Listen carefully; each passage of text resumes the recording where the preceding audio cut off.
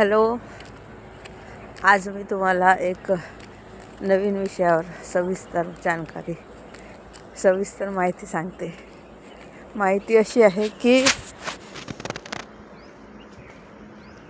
जीवन जगताना आपल्याला खूप साऱ्या गोष्टी अफेक्ट करतात, विपरीत परिणाम करतात. सकारात्मक आपल्याला नाही विचार येत. मग याच्या वेळेस आपण पझल होतो, परेशान होतो, आपल्याला चिंता येतात. मग ह्या दूर कशा करायच्या? तर मला आज सकाळी मी जेव्हा शाळेत येत होती तेव्हा सुंदर विचार आले, ते तुमच्याशी शेअर करायचे. लाईफ फोर्स, जीवनाची ऊर्जा कुठून प्राप्त करायची? तर तुम्हाला मी सांगते की जसं मी आता मॉर्निंगला सुंदर रस्त्याने चालली आहे.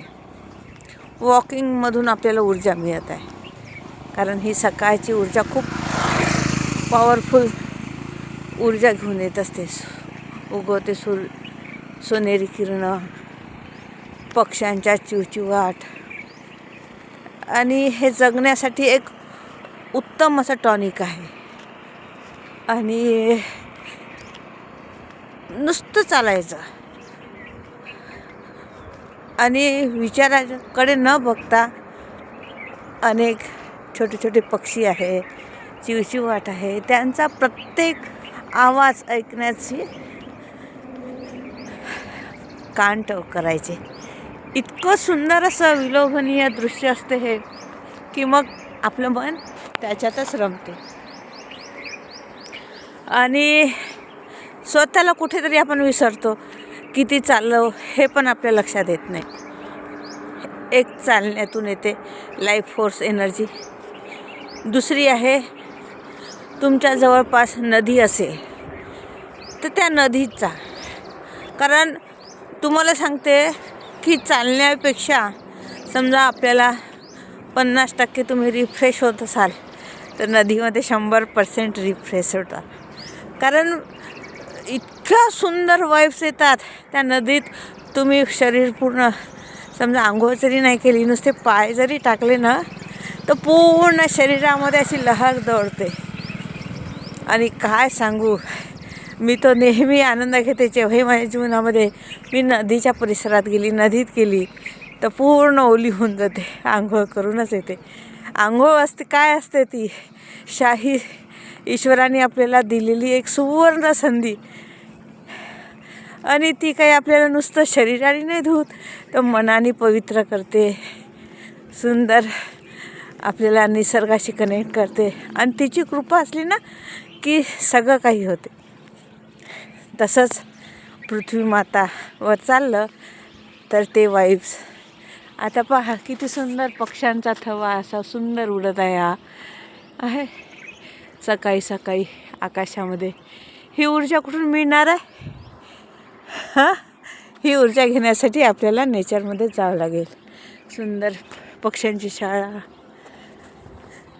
तर अशांच्या सहवासात राहिल्यावर तुम्ही सांगा, आता मी असाच विचार आला की ही ऊर्जा आहे, जीवन जगण्याची ही ऊर्जा आहे. याला ऊर्जा का म्हणते? सगळ्यांना या गोष्टी सहज प्राप्त नाही आहे. आता बॉम्बे, पुणे, मोठमोठ्या सिटीमध्ये 24, 25, 26 असे मजले असतात. त्या मजल्यावर लोक राहतात. त्यांना पृथ्वीवर चालणं, नदीत पोहणं, आंघोळ करणं या गोष्टी दुर्मिळ आहे. त्यांना विचारही केला तर कधीच ते शक्य नाही इतक्या सहज. त्याच्यामुळे काही हरकत नाही, घरून बसून पाहायचं. ही सुंदर पक्ष्यांची शाळा भरलेली आहे, दिसत आहे.